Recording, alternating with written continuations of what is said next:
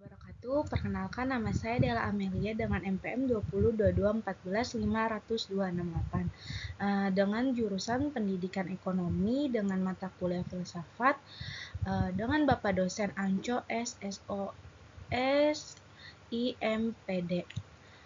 Di sini saya akan menjelaskan materi mengenai ontologi sebagai landasan pengembangan ilmu. Baik, yang pertama kita akan membahas apa itu ontologi. Istilah ontologi berasal dari bahasa Yunani, yaitu on atau ontos, artinya yang berada, dan logos yang berarti ilmu pengetahuan atau ajaran. Dengan demikian, secara etimologi, ontologi berarti ilmu pengetahuan atau ajaran tentang yang berada. Sedangkan, yang dimaksud dengan ontologi dalam pengertian termologisnya adalah kajian tentang hakikat segala sesuatu atau realitas yang ada yang dimiliki sifat universal untuk memahami yang ada eksistensi. Istilah ontologi dipopulerkan oleh Christian Wolff pada tahun 1679 sampai 1714. Kita membahas aliran filsafat. Yang pertama, aliran materialisme. Aliran ini menganggap bahwa sumber yang asal itu adalah materi, bukan rohani. Aliran ini sering juga disebut dengan naturalisme. Menurutnya, bahwa zat mati merupakan kenyataan dan satu-satunya fakta.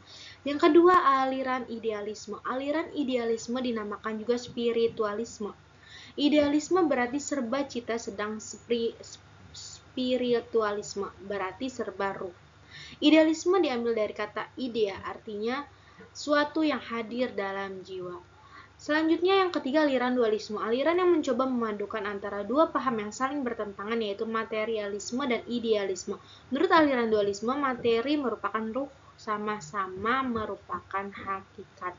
Yang ketiga yaitu aliran agotisisme. Merupakan aliran ini kemampuan manusia sangat terbatas dan tidak mungkin tahu apa hakikat tentang suatu yang ada baik oleh indera maupun oleh pikiran. Selanjutnya kita akan membahas ciri-ciri khas terkait dengan ontologi.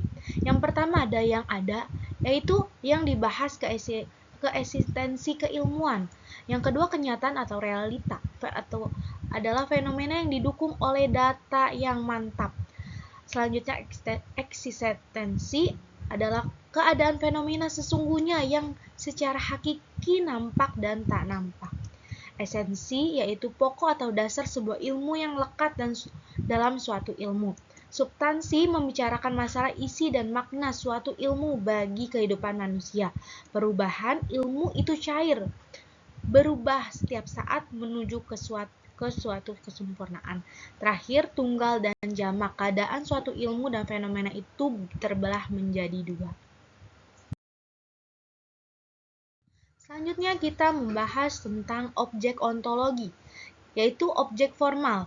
Objek formal yaitu hakikat seluruh realitas, cara memandang, cara meninjau yang dilakukan oleh peneliti terhadap objek material, serta prinsip-prinsip yang digunakan. Selanjutnya ada objek material. Hal konkret, suatu yang dijadikan sasaran pemikiran, suatu hal yang diselidiki atau yang Selanjutnya kita membahas tentang sudut pandang ontologi. Yang pertama ada kuantitatif, yaitu dengan mempertanyakan apa kenyataan itu tunggal atau jamak. Yang kedua ada kualitatif, yaitu dengan mempertanyakan apakah kenyataan atau realitas tersebut memiliki kualitas tertentu, seperti misalnya daun yang memiliki warna hijau, bunga mawar yang berbau harum.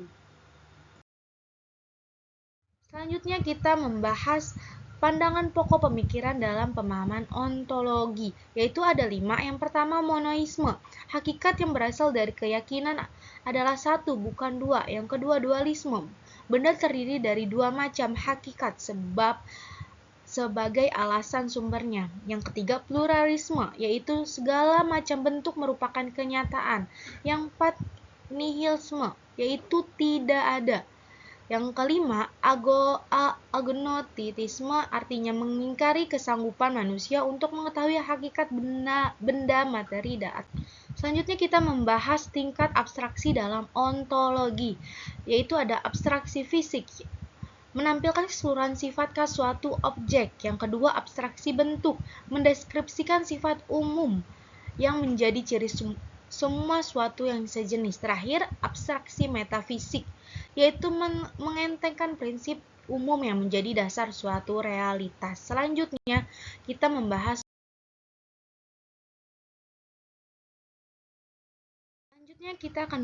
hakikat ilmu pengetahuan. Pengetahuan adalah sesuatu yang diketahui langsung dari pengalaman berdasarkan panca indera dan diolah oleh akal budi secara spontan, bersifat spontan, subjektif, intuitif, dan berkaitan erat dengan berkenan atau kesesuaian antara pengetahuan yang dimiliki manusia dengan realitas yang ada pada manusia.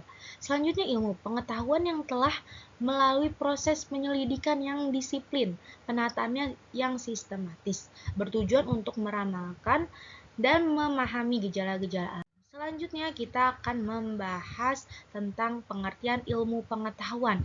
Ilmu pengetahuan adalah pengetahuan yang telah diolah kembali dan disusun secara metodis, sistematis, konsisten, dan kohoren. Metodis adalah proses menemukan dan mengelola pengetahuan menggunakan metode tertentu, tidak serampang. Sistematis adalah usaha menemukan kebenaran dan menjabarkan pengetahuan yang diperoleh menggunakan langkah-langkah tertentu yang teratur dan terarah sehingga menjadi suatu keseluruhan yang terpadu. Terakhir, kohoren, setiap bagian dari jabaran ilmu pengetahuan itu merupakan rangkaian yang saling terkait dan berdasarkan kesesuaian. Selanjutnya kita membahas ontologi ilmu pengetahuan. Yang pertama, definisi menurut para ahli, yaitu Muhammad Hatta. Ilmu adalah pengetahuan yang teratur tentang pekerjaan hukum kausal dalam suatu golongan masalah yang sama tabiatnya, maupun menurut kedudukan tampak dari luar maupun dalam. Menurut Ramros dan M.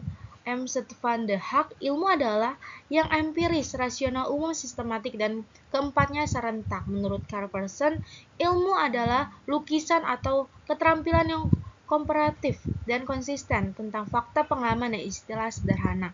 Menurut Hasley Mengtagu, ilmu adalah pengetahuan yang disusun dalam suatu sistem yang berasal dari pengamatan, studi, dan percobaan untuk menentukan hakikat prinsip tentang hal yang disajikan. Selanjutnya kita membahas ciri-ciri pokok ilmu. Yang pertama ada sistematisasi, yaitu terdapat pernyataan-pernyataan yang berhubungan secara fungsional. Yang kedua, keumuman, yaitu penentuan konsep-konsep yang paling dalam membahas umumnya. Yang ketiga ada rasionalitas, yaitu pada pemikiran rasional yang memenuhi kaidah-kaidah logika. Yang keempat ada objektivitas, yaitu bersikap objektif dalam mengkaji suatu kebenaran ilmiah tanpa melibatkan unsur emosi dan kepentingan pribadi. Yang kelima, vertibilitas, yaitu diperiksa kebenarannya, diteliti kembali, atau diuji ulang oleh masyarakat ilmuwan. Yang terakhir, komunitas, yaitu bahwa ilmu merupakan pengetahuan yang menjadi milik umum.